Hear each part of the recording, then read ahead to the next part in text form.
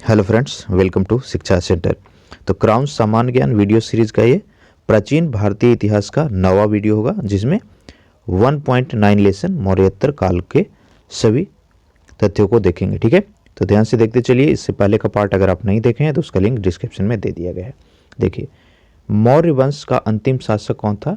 बृहदत्त था। तो उसकी हत्या करने के बाद पुष्यमित्र शुंग ने शुंग वंश की स्थापना की थी। यहां से पूछता है शुंग वंश के संस्थापक कौन थे, तो हो जाएगा आंसर पुष्यमित्र शुंग। और मौर्य वंश के अंतिम शासक तो हो जाएगा बृहद्रथ। अब देखते हैं शुंग वंश के बारे में। देखिए, शुंग वंश का संस्थापक पुष्यमित्र शुंग। शुंग वंश की राजधानी कहाँ थी? तो यह विदिशा में थी। पुष्यमित्र के शासन काल की सबसे महत्वपूर्ण घटना यवनों का भारत पर आक्रमण था। ठीक है, पूछता है यवनों ने भारत पर आक्रमण किसके शासनकाल के दौरान किया था? तो आंसर हो जाएगा पुष्यमित्र शुंग के या फिर शुंग वंश। यवन विजय के उपलक्ष्य में पुष्यमित्र ने 2 अश्वमेघ करवाए थे, यानी यवनों को पुष्यमित्र ने हरा दिया था। अगला देखिए, कालिदास के द्वारा लिखा गया पुस्तक है मालवी कन्या अग्निमित्रम। ठीक है, तो इसके अनुसार पुष्यमित्र शुंग का पौत्र अग्निमित्र का पुत्र वसुमित्र ने यवनों को परास्त कर दिया था, हराया था। पुष्यमित्र के पुरोहित पतंजलि ने पाणिनि के अष्टाध्यायी पर महाभाष्य की रचना की थी। देखिए, अष्टाध्यायी का लेखक कौन था? कई बार पूछा हुआ, तो आंसर हो जाएगा आपका पाणिनि। पतंजलि किसका पुरोहित तो हो जाएगा पुष्यमित्र शुंग का। तो इस तरह से चीजों को याद रखते चलिए। पुष्यमित्र के अनुसमय में ही सांची के स्तूप का आकार दुगना कराया गया।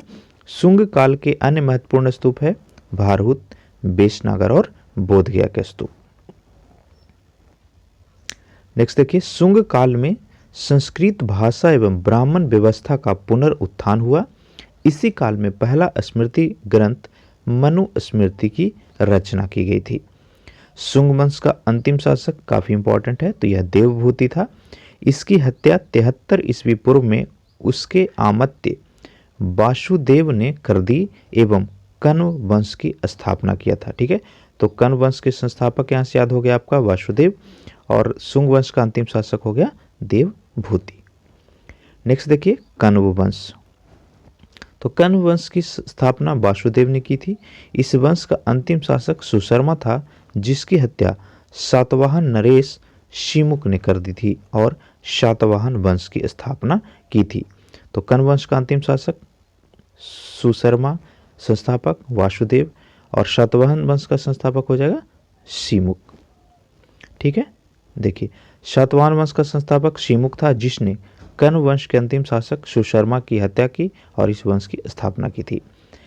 सातवाहन वंश की राजधानी गोदावरी के तट पर प्रतिष्ठान, जो कि औरंगाबाद महाराष्ट्र में भी है, वो था। ठीक है, देखिए सातवाहन वंश के प्रमुख शासकों को सातकर्णी, तो यह इस वंश का सबसे महान शासक था, जिसने 2 अश्वमेघ यज्ञ तथा एक राजसू यज्ञ संपन्न करवाया था। इसने चांदी के सिक्कों पर अश्व की आकृति अंकित करवाई थी। सतकर्णी वन ने दक्षिणा पथ का स्वामी की उपाधि धारण की थी। नानाघाट शिलालेख में सातकर्णी वन की उपलब्धियों का वर्णन विस्तार से किया गया है। अगला पॉइंट देखिए, हाल। ठीक है, तो हाल सातवाहन वंश का 17वां शासक था। इसने प्राकृत ग्रंथ गथा सप्तशती की रचना की थी, जिसमें 700 श्लोक है। तो इस बुक के राइटर आपको याद रखना है बस इसे। गथा सप्तशती के राइटर थे कौन? हालवन। हाल के दरबार में ही गुणाढ़ निवास करते थे, जिन्होंने बृहद कथा की रचना की थी। नेक्स्ट देखिए, गौतमी पुत्र सतकर्णी वन।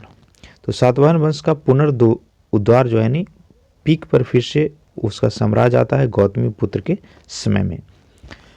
उसने छहरात वंश का नाश किया, क्योंकि उसका शत्रु नहपान इसी वंश का था। उसने शकोक से मालवा एवं कठियावाड़ भी छीन लिया था। नासिक अभिलेख में गौतमी पुत्र सतकर्णी की विजय की उल्लेख, इंपॉर्टेंट लाइन है, पूछेगा आपको। गौतमी पुत्र सतकर्णी का उल्लेख निम्न में से कौन अभिलेख में? तो आंसर हो जाएगा आपका नासिक अभिलेख। तो इस तरह से प्रश्न बनेंगे। नेक्स्ट देखिए, यज्ञश्री सतकर्णी। तो यह सातवाहन वंश का अंतिम शक्तिशाली शासक था जिसके सिक्कों पर मछली, शंख और जहाज अंकित हैं। सातवाहन वंश का अंतिम शासक पुलवामी चतुर्थ था। कुछ अन्य फैक्ट्स देखिए, सातवाहनों की राजकीय भाषा क्या थी? प्राकृत थी, जो कि ब्राह्मी लिपि में थी। सातवाहन काल में चांदी व तांबे के सिक्के का प्रयोग होता था जिसे कारशार्पण कहा जाता था, यानी तांबा और चांदी दोनों तरह के सिक्के चलाए जाते थे। सातवाहनों ने आर्थिक लेन देन के लिए सिक्के का भी प्रयोग किया है। ठीक है। सातवाहन शासकों ने ही सर्वप्रथम ब्राह्मणों को भूमि दान या जागीर देने की प्रथा शुरू की। इंपॉर्टेंट है, ये पूछता है। ठीक है, भूमि दान या जागीर देने की जो शुरुआत है वह सातवाहनों ने ही की थी। सातवाहनों में मातृ सत्तात्मक सामाजिक व्यवस्था थी। प्रमुख वास्तुकला देखिए तो कारले का चैत्य, अजंता एवं एलोरा की गुफाओं का निर्माण, अमरावती एवं नागार्जुन कोंड के स्तूपों का भी निर्माण सातवाहन के शासनकाल में हुआ।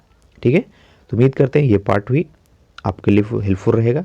अगर अब तक चैनल पर नए, क्योंकि मैं देखा हूँ हमारे जो 70% व्यूअर है सब्सक्राइब नहीं किए, तो प्लीज़ वीडियो को सब्सक्राइब कीजिए।